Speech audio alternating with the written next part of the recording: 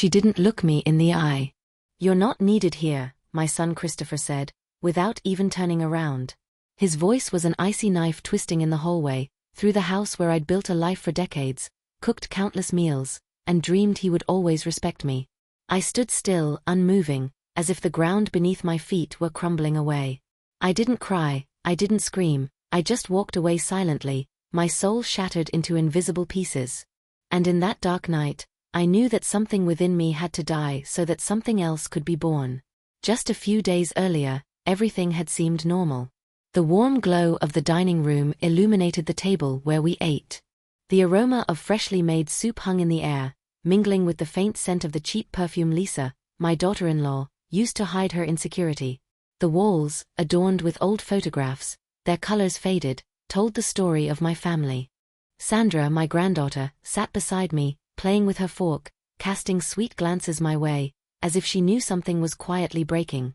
"This soup is delicious, Nancy," Lisa said with a false smile that didn't reach her eyes. I hadn't cooked the soup. But I nodded, knowing an argument would be pointless. Christopher was distracted by his phone, his attention split between the screen and the conversation. Sandra, with her large, clear eyes, seemed to sense the invisible tension. She looked at me with a mixture of love and fear. That night, as I lay down, I felt a strange coldness in my chest, as if the very house breathed a lie. I gently closed the bedroom door, the sound of the latch echoing in the twilight, and wondered when everything had gone wrong. In the following days, small signs accumulated like fragments of a puzzle I didn't want to piece together. I found the front door key changed without anyone notifying me. Documents disappeared from my desk, strange activity on my bank account that I didn't recognize. I heard muffled voices behind closed doors, suppressed laughter that ceased when they noticed my presence. Christopher and Lisa acted as if I were an invisible obstacle, a flaw in their perfect plan. One day, while dusting the shelves, I found a crumpled piece of paper with a signature I didn't recognize. A power of attorney, they later told me, excluding me from decisions that had always been mine. I burned, feeling the air grow heavy. The room darkened, even though the sun shone through the window. I began to investigate, without knowing exactly what I was looking for, only with the certainty that they were doing something very serious to me. Lisa began posting videos on social media, with whispers about my alleged mental confusion, my depression. Christopher, with his cold gaze, spoke of the possibility that it would be better for me to live in an assisted living facility far away from them. Sandra, the only one who seemed to notice the truth, drew scenes reflecting what the adults denied: betrayal, loneliness, abandonment. I felt trapped in an invisible cage, watched and judged by those I had once loved unconditionally. The house, which had been my sanctuary, became a final prison, and I became a fading shadow. But in this darkness, something awakened. I decided I would not be extinguished without a fight. I began gathering evidence, copying documents, recording conversations without raising their suspicion. Every step was an act of silent resistance. I sought no loud confrontation, but a cold strategy, a game of patience and precision. While they believed they had control, I was already planning my escape. With the help of an attorney loyal to my story, I sold the house without their knowledge. I bought a small cottage in the countryside where I could rebuild my life. I changed my will, erased my digital footprint, severed the virtual connections that tied me to their web of lies. When Christopher and Lisa returned, they found only the empty echo of a soulless house. They tried to break my walls with shouts, threats, manipulated videos on social media, but it was too late. I had documented everything, legalized everything. The battle had ended for them before it even began. Now, in the quiet of my garden, with a cup of hot tea in my hands and Sandra drawing beside me, I feel peace returning. I burn an envelope of documents that no longer belong to me and whisper to myself, like a mantra of freedom, they will never speak in my name again. And for the first time in a long time, I smile. I smile. #### the cracks in the foundation. I wake up to the echo of their words, still resounding in my head. You're not needed here. Christopher didn't address me directly.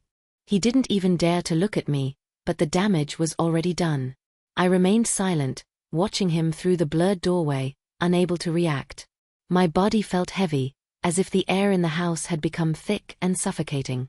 The hallway, which I had so often walked with firm steps, now seemed like a tunnel without an exit.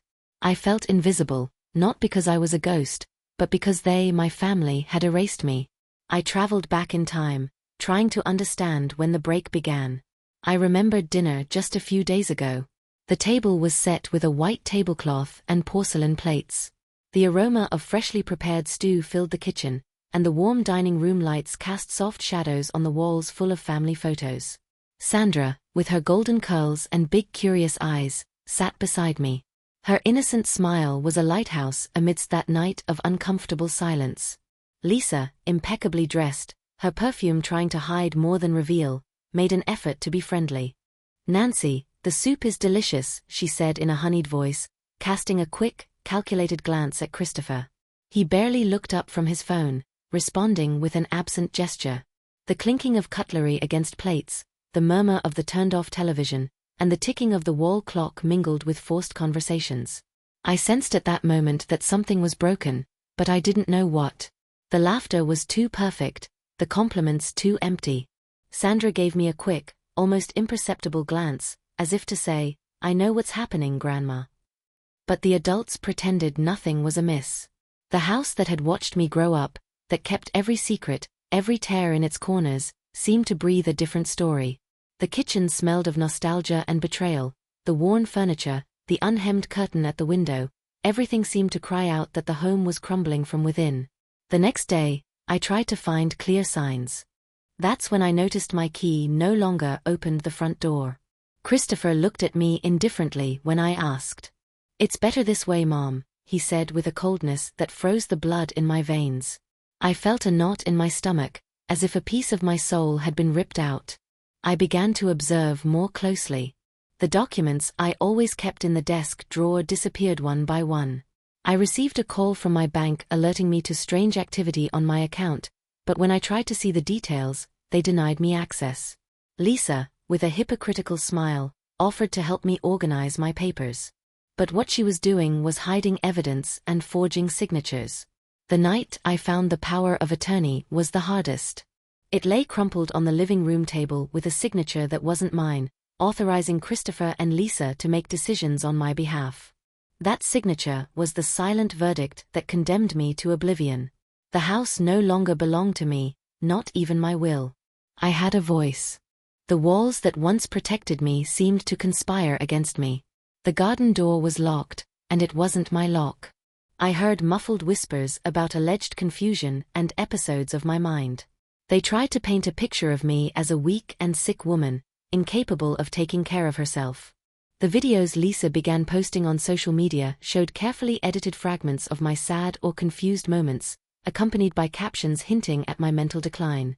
Christopher supported these silent campaigns with messages full of false concern. They wanted to convince everyone and myself that I was a problem that needed to be solved, not a mother to be respected. Sandra was the only one who didn't fit this picture. I saw her drawing scenes in her notebook that looked like something out of a somber film. A woman alone in an armchair, a broken key, an empty house. She couldn't speak, or perhaps didn't want to, but her art was a silent scream that broke my heart and gave me hope. Every day that passed, I felt more and more pulled into an abyss. I became a spectator, trapped in my own story, watching them slowly drive me away. My house turned into a prison where the shadows of my family haunted me. But amidst this storm, something within me refused to give up. I couldn't fight with words, because every attempt was ignored or ridiculed. So I began to act in silence. Every document I found, I stored in a safe place. Every secretly recorded conversation was another weapon in my invisible arsenal. I went to an attorney, requested copies of records, changed passwords, reinforced the locks. I pretended to be defeated, weak, so they would think the game was won. But in the shadows, I planned every move with cold precision. It wasn't a battle of shouts, it was a war of patience. My trusted attorney, a man who had known our family for years, helped me prepare my defense. We sold the house discreetly, without arousing suspicion, and bought a small cottage in a secluded town. A place where I could breathe again, where my voice could be heard without fear. I withdrew from social media, deleted contacts, slowly disappeared from their lives. I left behind everything that tied me to them, but I never stopped loving them. That made everything even more painful. When the house finally stood empty and they arrived, believing they could claim what was never truly theirs, they found only emptiness and silence. Christopher and Lisa screamed, threatened, posted dramatic videos, trying to reverse the reality I had created with evidence, with legality. But I was no longer there to hear their pleas or their false tears. I was in my sanctuary with Sandra by my side, watching silent justice take shape. In the quiet of the afternoon, as the sun set and shadows played with the leaves in the garden, I took a cup of tea and watched my granddaughter draw. I burned an envelope of documents I no longer needed. I whispered to myself with a firm and clear voice, "They will never speak in my name again." For the first time in a long time, I smiled, and that smile was my greatest victory. The invisible ascent. Since I decided to shed no more tears, I made myself invisible, not out of cowardice, but to prepare my return. It was not an impulsive act or a desperate escape. It was a silent strategy, a slow and calculated move. I learned to disguise my strength as fragility, allowing myself to be debased while I collected the pieces that would give me back my life. Every word of contempt, every evasive glance became fuel for my patience. I was the one who had always held this family together with a firm hand, and now it was time to break the chains of injustice that sought to bind me.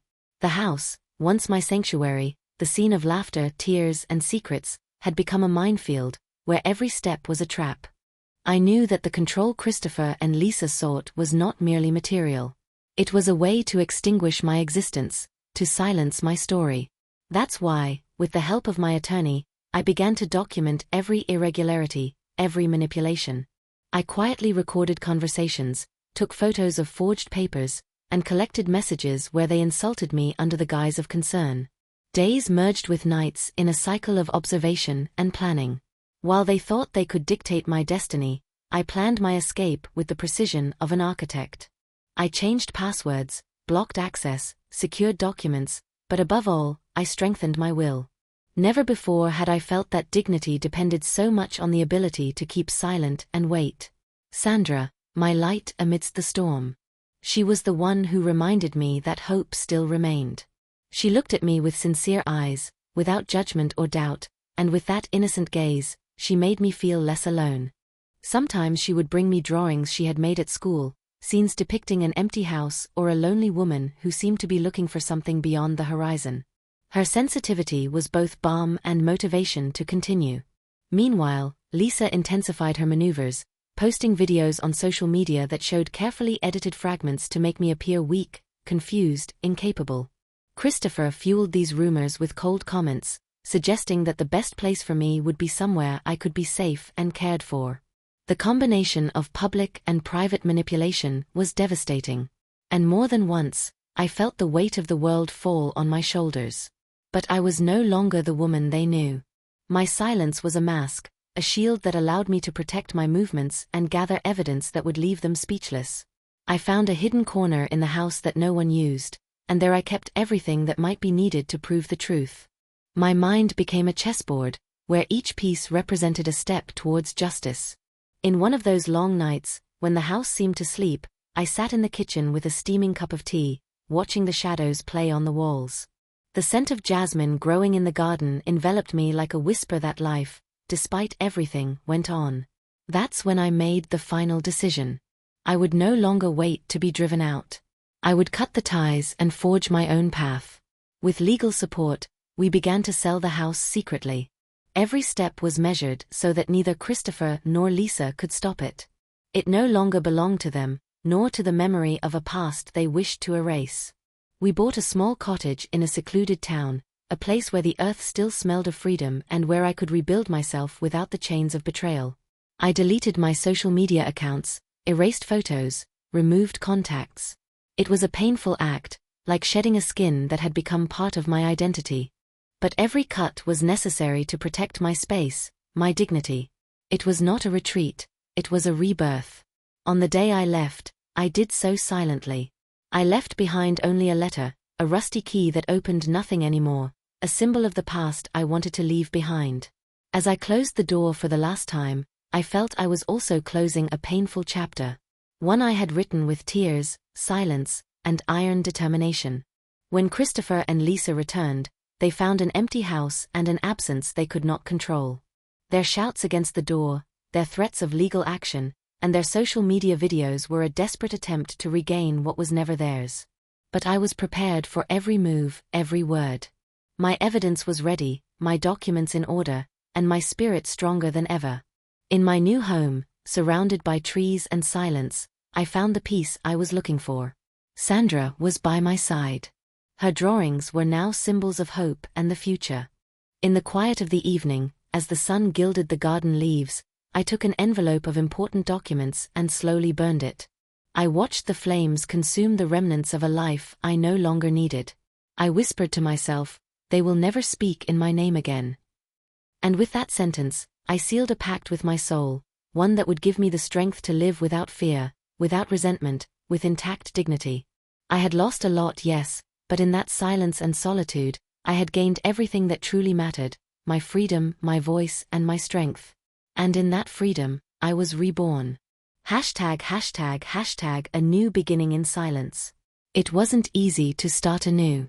Nostalgia visited me with great force, like a cold wind blowing through the cracks of an old door, reminding me of what I had lost and what I would never be again. The small cottage I now called home was modest, with walls that needed a fresh coat of paint and a garden that seemed patiently to await my hands to blossom. Yet, in this imperfect place, I felt something within me begin to heal. It was not just a refuge, it was the fertile ground where the woman who had been silenced would grow and now begin to raise her voice. Sandra became my constant companion. Her innocent laughter echoed in every corner of this new home, and her drawings, once symbols of pain and confusion, were now maps of hope. We had become a quiet but unbreakable team. She knew that even though I was no longer with them, I was not alone. Her presence was an anchor, a reminder that true love is not broken by lies or betrayal. Yet, the shadow of the past did not disappear so easily. Christopher and Lisa's threats, though legally hollow, crept in like whispers at dawn. I received anonymous calls, messages with threats disguised as apologies, desperate attempts to make me doubt, to bring me back. But I had learned to listen only to my inner intuition, that inner voice that told me every step I had taken was bringing me closer to justice and peace. Gradually, I began to rebuild my life. I enrolled Sandra in the local school. I found work in a small-town library, a place where the scent of old books and respectful silence brought me tranquility. There, among dusty shelves, I found unexpected comfort. Each book was a world in which I could lose myself and, at the same time, learn to build my own. On weekends, we walked on paths covered with dry leaves. And in those moments, I allowed myself to breathe deeply, feeling the warm sun on my skin, a reminder that life went on, that pain was not the end, but a necessary chapter for growth. Sandra spoke little about Christopher and Lisa, but in her eyes, I saw questions, doubts, and also the strength not to be swept away by the poison they had tried to instill in us. On nights when the house fell silent, I wrote my deepest thoughts, my fears, and my hopes in a notebook. It was a way to talk to myself, not to forget who I was and who I wanted to be. My words, sometimes fragmented and sometimes as clear as water, were witnesses to my transformation. Tere was no room for eternal sadness. Every sentence was a step toward the light. The attorney's support, though distant, remained essential. Whenever a legal threat arose, he was ready to respond, to protect me. His presence was an invisible anchor that gave me the security to continue without fear. Justice, though slow, began to turn in my favor. The evidence I had collected began to outweigh the lies Christopher and Lisa had spun. Yet, the path was not free of moments of weakness. There were nights when emptiness embraced me tightly, when silence became a deafening scream, and loneliness felt like a windowless prison.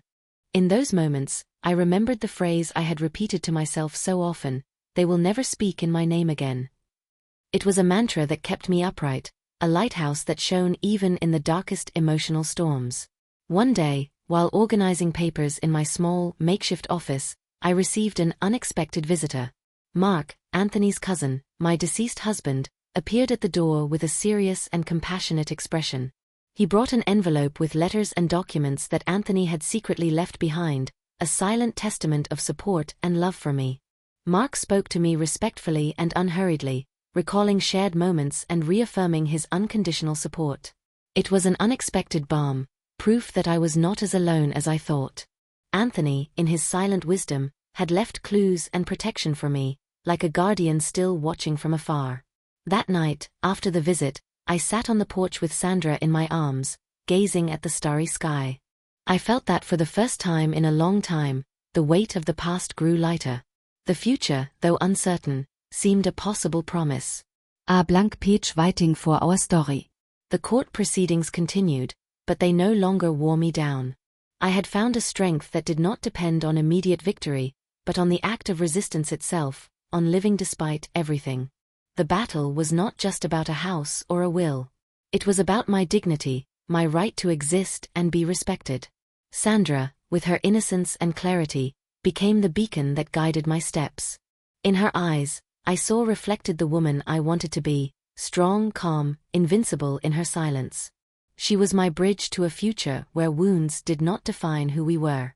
With each sunrise, the cottage transformed not only into a home but into a symbol of resistance and rebirth. In the garden, we planted seeds that promised flowers, and in each sprout, I saw the hope that grew with us.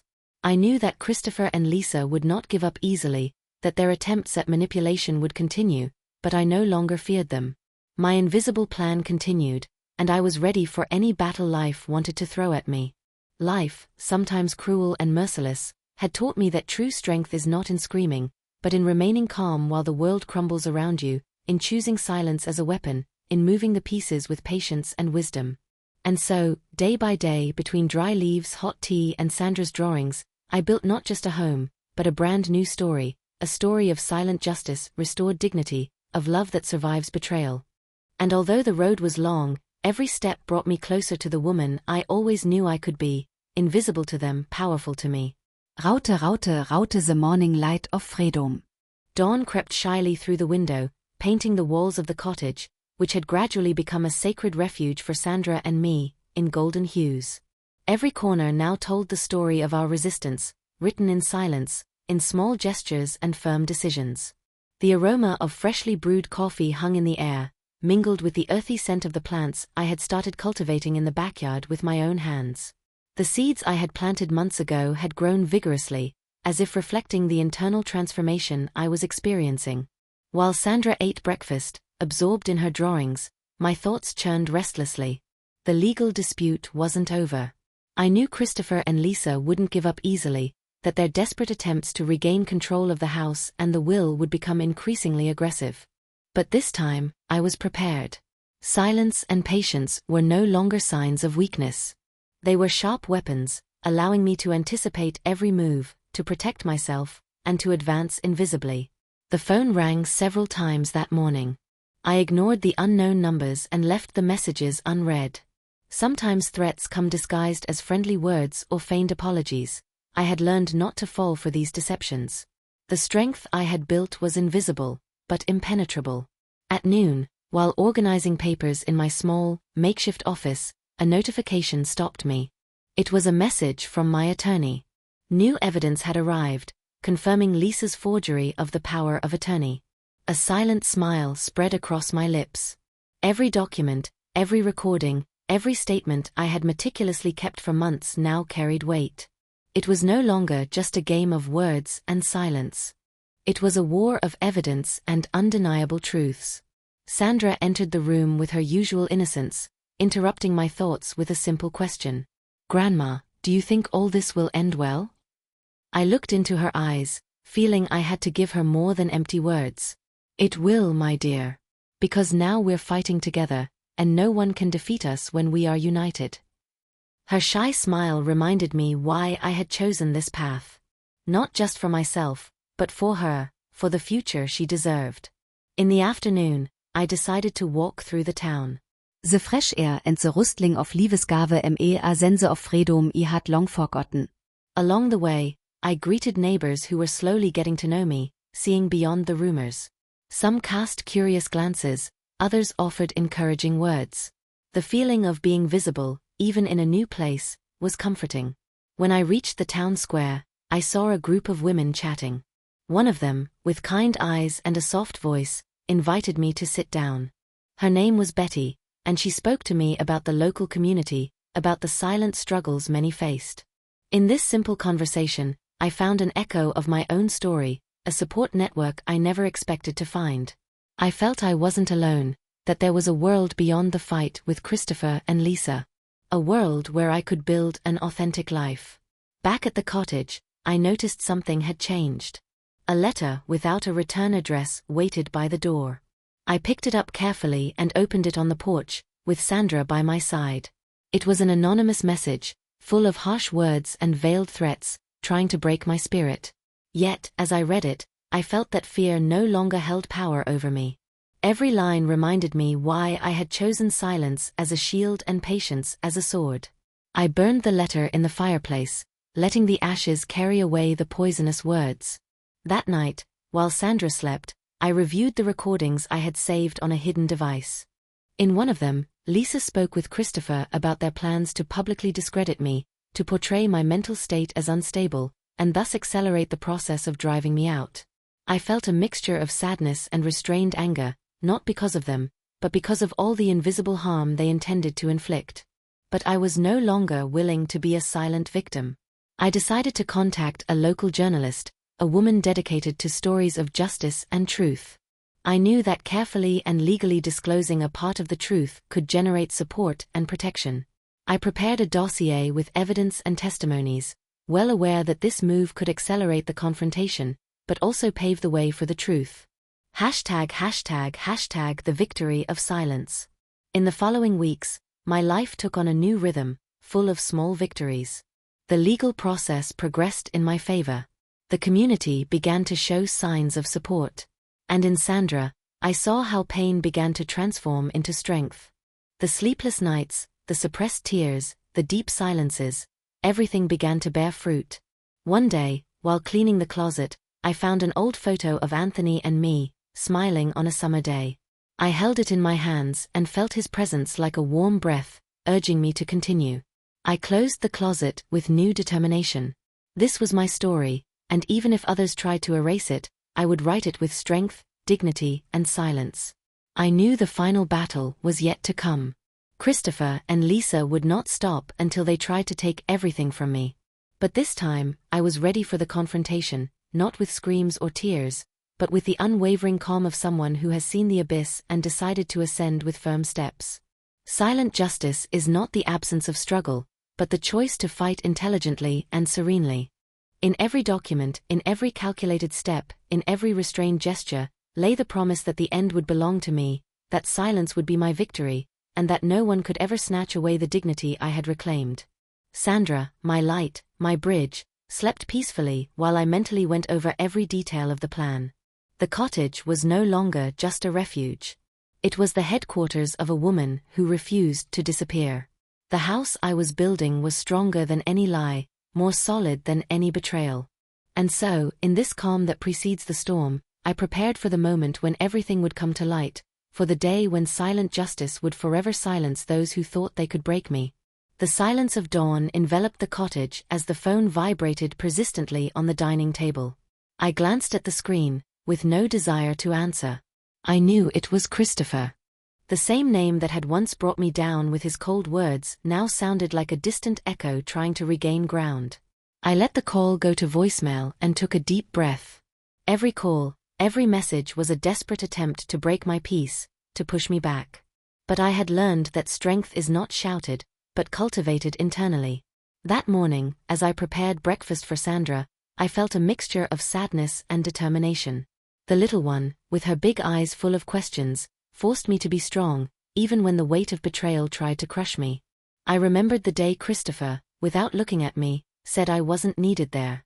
It was a harsh blow, as if the house we had shared for so many years had become an invisible prison. But now this house, which seemed like a refuge, was also the place where I planned my rebirth. The following days passed between attorney visits, strategic calls, and stolen moments to write the emotions I couldn't yet release into a notebook.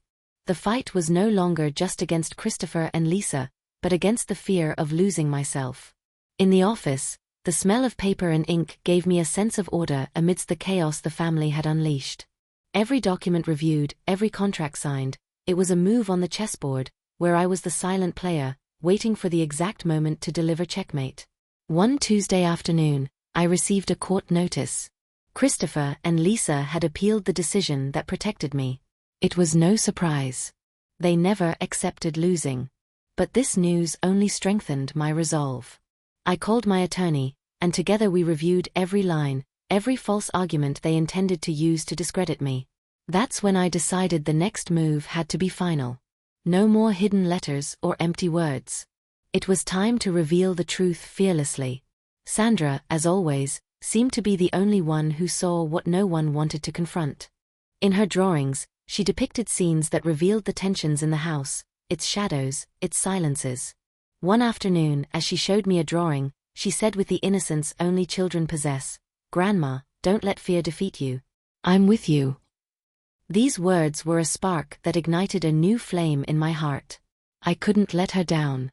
At night, while Sandra slept, I reviewed the hidden recordings again. Lisa and Christopher argued, their voices full of frustration and desperation. They recorded videos for social media, feigning concern, trying to manipulate public opinion, but I had something they didn't: irrefutable evidence, a well-crafted plan, and the calm of someone who knows the truth is on their side. I then decided to set the next step of the invisible plan in motion. With the help of my attorney, we began to prepare the legal transfer of the cottage to Sandra's and my name, ensuring that Christopher and Lisa could not interfere. Additionally, I amended my will, clarifying that any attempt at manipulation would be challenged. In parallel, I began to reduce my digital presence, deleting accounts and disconnecting documents, so that no traces remained that they could use against me. One day, I received an unexpected visit. Betty, the woman I had met in town, came with a folder in her hand. She told me she had done some research and that some neighbors had also been victims of similar manipulations. Her support was an unexpected balm. Together, we decided to organize discreet meetings and create a network of women who, like me, were silently fighting to regain their dignity. This solidarity became an invisible force, an insurmountable wall that Christopher and Lisa had never imagined. The confrontations on social media escalated, accusatory videos, emotional messages, attempts at discrediting, but I no longer responded. I let their words blow in the wind while I wove my own safety net. Every action was documented, every threat recorded. My attorney and I were ready for any legal attack, and this time, I would emerge victorious. Sandra began to become more confident. Her laughter filled the house again, and her presence became my anchor. I watched her play in the garden, surrounded by the plants we had cultivated together, and felt that this small world we had built was invincible. Every flower that sprouted was a living metaphor for our resistance. Yet, the calm was merely the prelude to the final storm. One night, while preparing dinner, I received an anonymous call. The voice on the other end was rough, full of resentment. I was warned not to feel safe, that the fight had only just begun. I hung up the phone with a mixture of weariness and serenity. There was no turning back. That same night, I reviewed all the accumulated material one last time: documents, recordings, evidence. With a slow gesture, I took a box where I kept every important document and locked it. I knew that each piece was another building block for my silent victory. In the stillness of dawn, sitting on the porch, I watched the sky turn a deep blue, speckled with stars that shone with silent intensity. I felt small, but powerful. The woman Christopher wanted to erase was alive, stronger than ever, ready for the final act. There were no shouts or uncontrolled tears, only the firm certainty that the silence I had chosen was my best defense, that justice does not always need noise to arrive, that dignity, though invisible to some, is the most solid refuge we can build. And so, while the world slept, I breathed quietly, knowing that at sunrise, nothing would be the same, for in silence, I won the battle that truly mattered. ####, the gardener's promise. Morning broke. The air was imbued with a strange calm, as if the house itself held its breath, awaiting an outcome I already knew was inevitable. Sandra ran through the hallway. Her intermittent laughter was the soundtrack that sustained me, yet in my mind, the clock ticked incessantly. Every second was a step closer to the final confrontation, which, though still invisible, approached with the relentless certainty of a moving train. As I made coffee in the small kitchen, I felt the weight of the decisions I had made. I had sold the old house without their knowing. I had changed the legal documents, protected Sandra, protected my name. But I knew the blow would not come as a surprise, for betrayal had left traces no one could erase. I didn't cry, I simply remembered everything, the evasive glances, the cutting words, the cold indifference Christopher had shown me so cruelly. In those moments, the kitchen filled with the bitter aroma of freshly brewed coffee, mingled with the sweet scent of the flowers Sandra had brought from the garden. She came closer, not fully understanding what was happening, but she sensed the tension around me. "Grandma, are you okay?" she asked, with that voice that carried the innocence and strength of one who knows more than she lets on. I nodded silently, hugging her gently, for I knew our battle was not just legal but emotional. The following days were a succession of letters, messages, and unexpected visits. Christopher and Lisa did not give up. The echo of their threats penetrated every corner, but I was no longer the vulnerable woman I had been. Every call was answered with the calm of one who holds evidence and a clear conscience. The attorney reiterated that I was ready for any attack, that the documentation was in order, and that justice was on my side, even if they insisted on seeing doubt. On one of those gray afternoons, I received a visit from Anthony's old friend Mark. His presence was like an anchor, a reminder that I was not alone. Mark brought stories from the past, documents confirming Anthony's integrity, which also served to strengthen my position.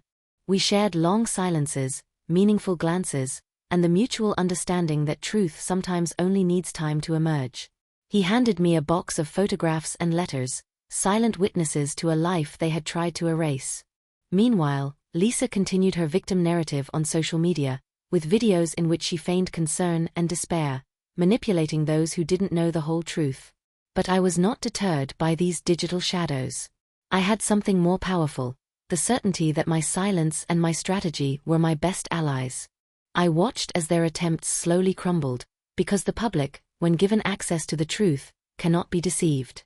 One night, as I checked the mail, I found an envelope with no return address. Inside, a short message: "You are not alone. Sandra is the future." The handwriting was unknown, but those words gave me new strength. I felt that although the path was solitary, there were people who saw and supported our cause, even in the shadows.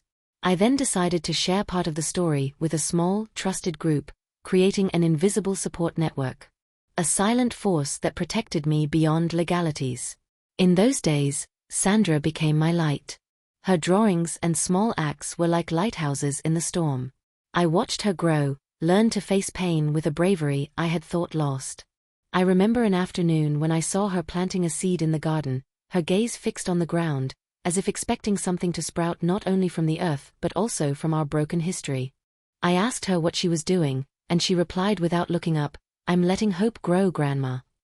The pressure increased, the attacks became more aggressive, but I remained calm, with the serenity of one who knows that justice is won not with noise but with patience. A call from my attorney confirmed that Christopher and Lisa's appeal had been denied. The relief was not exuberant, but a deep sigh that I felt in every fiber of my being. I knew the legal battle was won, but the emotional battle was a different story.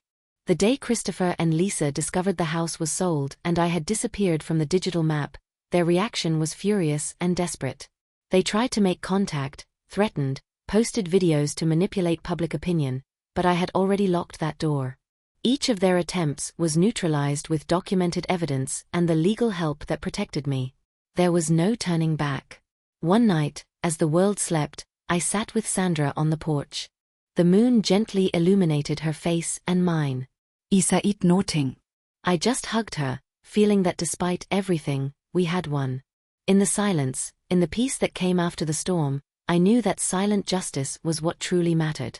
There was no alarm, no cry breaking the dawn, only the oppressive silence of the empty house I left behind, like a distant echo of a life that no longer belonged to me.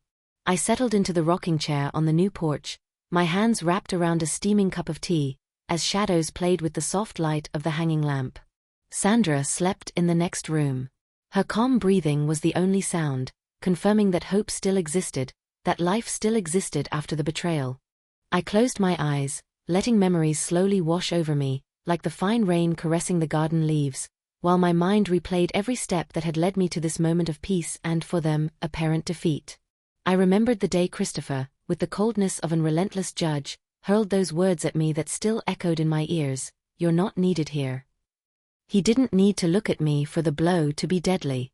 In that moment, something inside me broke, not visibly, but in the depths of my soul.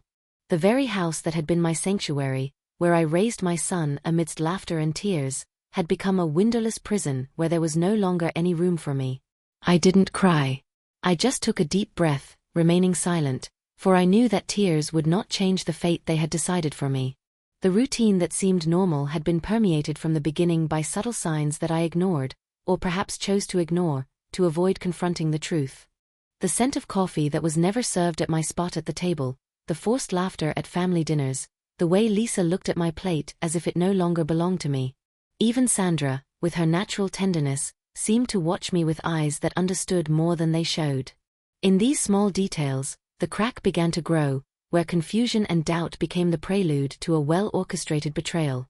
Uncovering the plot was not easy. Each clue was a piece of a painful puzzle. Missing documents, suspicious activity on my bank account. The house key that no longer opened the doors that were once mine. Christopher and Lisa had begun to spin a web of lies, implying that my mind was clouded, that my judgment was impaired. I became a shadow in my own story, a figure to be mercilessly expelled. That's when I understood that silence was the only weapon I had to plan my revenge discreetly. The conflict escalated with an intensity that threatened to engulf me. Videos portraying me as a weak and lost woman, social media messages seeking sympathy and support for a side that only wanted to strip me of my dignity. Christopher spoke publicly of sending me to a nursing home, while Lisa manipulated everyone with her sweet voice and feigned concern. Yet, amidst this silent hell, Sandra was the light that refused to be extinguished. Her drawings, her small acts of rebellion against the injustice that surrounded us, were my hope and my drive to continue. The turning point came the moment I decided to stop fighting with words and instead act strategically. With the help of a trusted attorney, I began collecting evidence, documenting every lie, every manipulation. I saved recordings, copies of documents, screenshots of messages and posts that could destroy the facade Christopher and Lisa had built.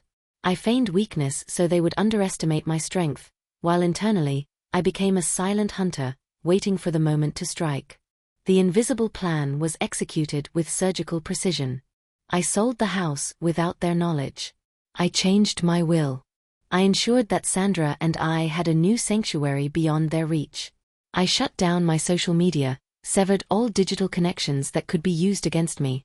I left everything behind, except for a letter and a key that opened nothing, a symbol of the final closure, denying them any dominion over my life. While they believed they had one, I was already far away, building my new reality far from what they tried to impose on me. The final confrontation was a spectacle of their powerlessness and rage. They tried to win me back with shouts, threats, dramatic letters, and victimhood on social media, but I was prepared.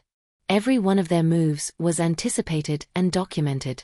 Every attack was disarmed with legal evidence and the serenity of one who knows that justice is on her side.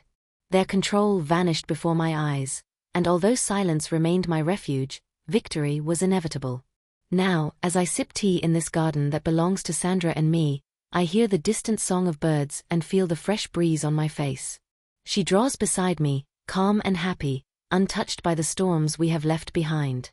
I close the envelope with the documents that once carried the weight of my soul and burn it slowly, whispering to myself, they will never speak for me again. The battle was not a shout. It was a deep sigh, reborn in silence. It was no ordinary morning. The wind swept dry leaves against the window, as if to erase the last traces of a past that no longer belonged to me. In the kitchen of the modest cottage, which I had bought with the fruits of years of sacrifice and silence, I held an old porcelain cup, a family heirloom from my mother, the only piece I never wanted to leave behind. The scent of chamomile tea mingled with the fresh smell of damp earth wafting through the open door. Outside, Sandra played with her colors in her notebook, untouched by the invisible battles we fought, but the reason for my rebirth. Christopher's words still echoed in my head, like a distant, cold reverberation, "You're not needed here." It was a dagger thrust deep into my being, a rejection that forced me to rebuild my life from the ruins they themselves had created. Yet, in this moment, here in this small house, with white-painted walls that seemed to cleanse the sadness, I felt for the first time in a long time that my silence was not defeat, but power. I didn't cry, I didn't scream, I just breathed and decided that this story would end the way I chose. I remembered Lisa's face when she discovered I had sold the house without notifying her. The disbelief in her eyes, mixed with the restrained fury that exploded in screams and accusations over the phone. Christopher tried to intimidate me with legal threats, but every one of his moves was foreseen. Every word was answered with signed documents. Every attempt at blackmail was thwarted by irrefutable evidence. I had stopped being the invisible woman who accepted everything. Now, I was a firm, impenetrable, and silent wall. Sandra, with her wise innocence, was my bridge to the future. I saw her through the window, sitting on the lawn, drawing a tree. This tree, with its firm roots and its crown reaching towards the wind, was the symbol of our new life. The shadow of the past remained behind, buried under the fertile earth where we would plant hope. Every line she drew in her notebook was a promise that we would not repeat the mistakes of the adults, that truth and love would always win, even if it happened in silence. I slowly stood up and walked to the small bookshelf in the corner of the living room. Among the books, I kept the envelope with the documents that once represented my prison. I took it out and carefully opened it, letting the paper rustle between my fingers. There was all the evidence: contracts, recordings, messages that exposed Christopher and Lisa's betrayal and manipulation. For months, I had collected every fragment of my story so that no one could deny it, so that the truth, even if silent, would have weight and justice. With a lighter, I lit the flame and placed the edge of the paper to the fire. The flame crackled, slowly consuming the words that had sealed my fate. As the smoke rose to the ceiling, I felt a deep liberation, as if each burned letter was a chain breaking. Sandra came closer, looked at me with her big eyes, and smiled. There was no need to say anything. That gesture was worth more than 1,000 speeches. We had won silently, but with dignity. Life continued with a tranquility that had previously seemed impossible. Days filled with small rituals that became my refuge: preparing breakfast for Sandra, watering the plants in the garden, reading her stories she chose. Every simple act was a victory over the chaos I had left behind. The solitude, which had once been oppressive, transformed into a space for healing, for rebuilding my identity away from the shadow of betrayal. And then came the day when I received a letter with no return address. I opened it carefully and found words full of resentment and regret. A bitter mixture that tried to justify the inexcusable. Christopher asked for forgiveness. He said he had made mistakes. He missed the home he had destroyed. But I did not respond, not because I felt no pain, but because that place and that story no longer belonged to me. I closed the letter and put it in a drawer where the ghosts remained voiceless. I learned to listen to my silence, to understand that it is not empty, but a space full of possibilities, that true strength is not shown in shouts or confrontations, but in the serenity of one who can wait, who knows that justice, even if silent, always comes. Justice that does not seek to humiliate, but to restore, that does not impose itself, but is lived. On nights when the house is full of long shadows and the wind sighs through the trees, I sit on the porch. I look up at the starry sky and think of everything I left behind and everything I have built. Of the woman I was, of the woman I am, of the girl who was my mother, who taught me to be strong without having to raise my voice, of Sandra, who is the reason never to give up. And in this silence, which once seemed like a prison, I now find my freedom. They will do no more harm, I whisper to myself as I close my eyes and feel the peace in my chest that only settles after the storm. They will never speak for me again, because this time, I am writing the story.